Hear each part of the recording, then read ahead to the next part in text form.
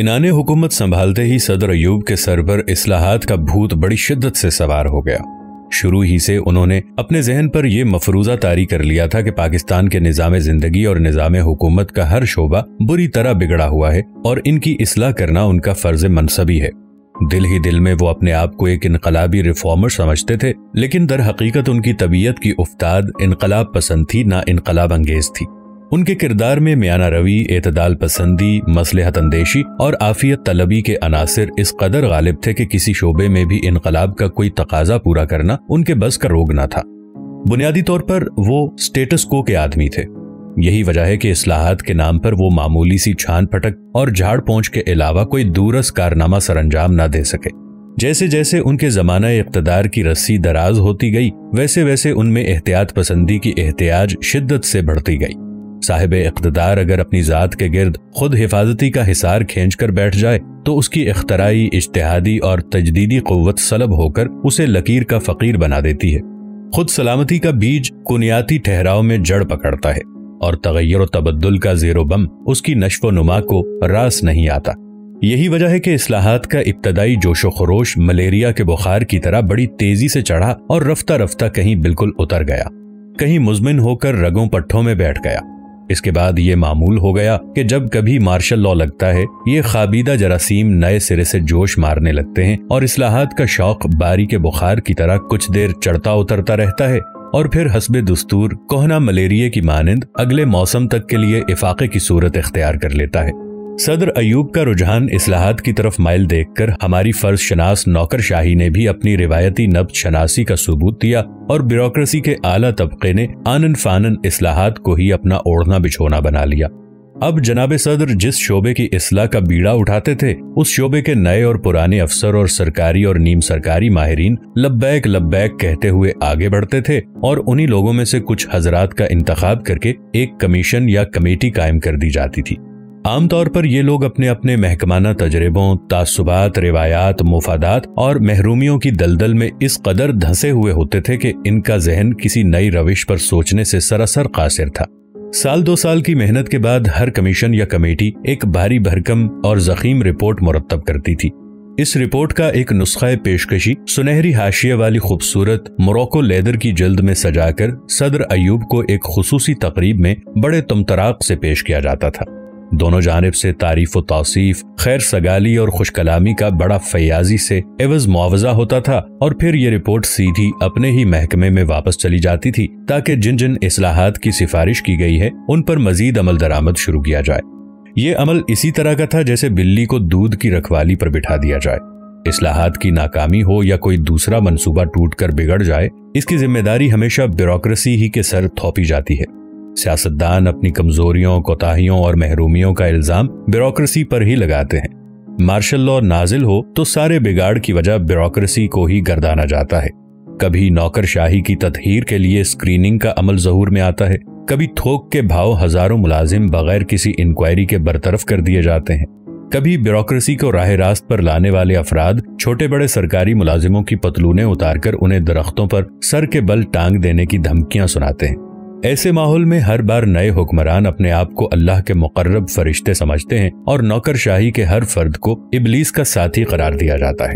یہ سارے ہتھ کنڈے سرکاری ملازمین پر خوف و ہراس کی دھونس جمانے اور عوام پر اپنی برتری کا روب گانٹنے کے لیے استعمال کیے جاتے ہیں، ورنہ حقیقت تو یہ ہے کہ دنیا کے ہر خطے میں ہر ملک کی بیوروکریسی مملکت کا نظم و نسق چلانے میں ریڑھ کی ہڈی کا درجہ رکھتی ہے۔ فرق صرف اتنا ہے کہ بیوروکریسی سول حکومت کی ہوتی ہے، کبھی فوج کی، کبھی سیاسی جماعتوں کی، کبھی کسی مخلوط محاذ کی، لیکن ہر صورت میں بیوروکریسی سے کوئی نظام سلطنت راہ فرار اختیار کرنے کی سکت نہیں رکھتا۔ بیوروکریسی کا نعم البدل بھی بیوروکریسی ہی ہے۔ جمہوری نظام ہو یا آمریت کا دور دورہ، بیوروکریسی دونوں کے حق میں یکساں وفاداری سے کام کرتی ہے۔ یہی اس کا بنیادی فرض اور عملی تربیت کا ثمرہ ہے۔ نوکر شاہی کے فرائض میں حکومتوں یا نظام حکومت کو اولاً بدلنا شامل نہیں ہے، بلکہ ان کی نافذ کی ہوئی پالیسیوں پر حد الوسع دیانتداری سے عمل درآمد کرنا ہے۔ حکومت یا نظام حکومت کو بدلنا سیاستدانوں کا حق ہے۔ اگر وہ اپنی بدنظمی یا بے بضاعتی یا انتشار کی وجہ سے یہ حق استعمال کرنے سے قاصر رہیں تو مسلح افواج خود بخود میدان میں اتر آتی ہیں۔ حکومت یا نظام حکومت بدلنے کے اس عمل کو عام طور پر انقلاب کا نام دیا جاتا ہے۔ یہ سراسر غلط ہی نہیں بلکہ لفظ انقلاب کی توہین بھی ہے، کیونکہ انقلاب ہمیشہ عوام الناس ہی لاتے ہیں۔ مثلاً تحریک پاکستان ایک عوامی انقلاب تھا۔ اس کی کامیابی کے بعد وطن عزیز میں آج تک کوئی اور انقلاب برپا نہیں ہوا، صرف حکومتیں تبدیل ہوئی ہیں، کبھی سول کبھی فوجی۔ بیوروکریسی کو پالنا پوسنا فقط سول حکومتوں کی اجارہ داری نہیں بلکہ ایک پیچ در پیچ عالمگیر دستور کی طرح یہ زندگی کے ہر شعبے میں جاری و ساری ہے۔ سول بیوروکریسی کسی تعارف کی محتاج نہیں، مسلح افواج میں ان کی اپنی بیوروکریسی چلتی ہے، عدلیہ کے نظام میں اس کی بیوروکریسی کا اپنا رنگ ہوتا ہے، سیاستدانوں کی جماعتوں میں ان کی اپنی بیوروکریسی رائج ہے، نیم سرکاری اداروں، بینکوں، بڑی صنعتوں، تجارتی کمپنیوں اور دیگر مینجمنٹ گروپوں میں بھی ان سب کی اپنی اپنی مخصوص بیوروکریسی کا راج ہے۔ سول بیوروکریسی کے علاوہ باقی سب بیوروکریسیاں پردہ نشین بیویاں ہیں، اس لیے ان کا نام لینے کا رواج نہیں۔ البتہ سول بیوروکریسی کی نہ صرف تعداد بہت زیادہ ہے بلکہ اس کا رابطہ عوام الناس سے بھی ہمہ وقت براہ راست رہتا ہے۔ باہمی خیر سگالی کا جذبہ کار فرما ہو تو اس رابطے سے خوشحالی اور امن آشتی اور ترقی کے چشمے پھوٹتے ہیں۔ ٹکراؤ کی صورت میں چکماک کی رگڑ کی طرح اسی رابطے سے حسد اور بغض اور کشاکشی کی چنگاریاں چھوٹتی ہیں۔ رشوت خوری، بددیانتی، بد اخلاقی، خواہش پروری، اقربا نوازی اور ناانصافی کے جرائم کا ارتکاب ساری بیوروکریسی تو نہیں کرتی، لیکن کلنک کا ٹیکا اس کی اجتماعی پیشانی پر یکساں لگ جاتا ہے۔ سول بیوروکریسی کے جملہ خسائل پر تبصرہ کرنا جوئے شیر لانے سے کم نہیں، کیونکہ اس میں ہر رنگ ڈھنگ، ہر چلن اور ہر انداز کے افراد پھلتے پھولتے ہیں، لیکن ایک خصوصیت جو ان میں مشترک ہے یہ ہے کہ چھٹتی نہیں ہے منہ سے یہ کافر لگی ہوئی۔ بیوروکریسی کا نشہ ایسا نہیں جسے ترشی اتار دے، خاص طور پر جس بیوروکریٹ پر وی آئی پی کے 3 حروف پڑ جائیں وہ دھوبی کے کتے کی طرح نہ گھر کا رہتا ہے نہ گھاٹ کا۔ یہ 3 حرف صرف سول بیوروکریسی کی ذات ہی نہیں بگاڑتے بلکہ مسلح افواج، عدلیہ اور سیاسی بیوروکریٹس پر بھی یکساں اثر انداز ہوتے ہیں۔ جس شخص کا قدم ایک بار وی آئی پی کی شاہراہ پر پڑ گیا، بعد میں وہ کسی عام راہگزر پر گامزن ہونے سے بڑی حد تک ناکارہ ہو جاتا ہے۔ خاص طور پر ہوائی اڈوں کے وی آئی پی لاؤنج دیکھ کر یہی محسوس ہوتا ہے کہ کوڑیوں کے لیے ایک الگ احاطہ قائم کیا گیا ہے جس میں وہ باقی مخلوق کی نظروں سے پوشیدہ رکھے جا سکیں۔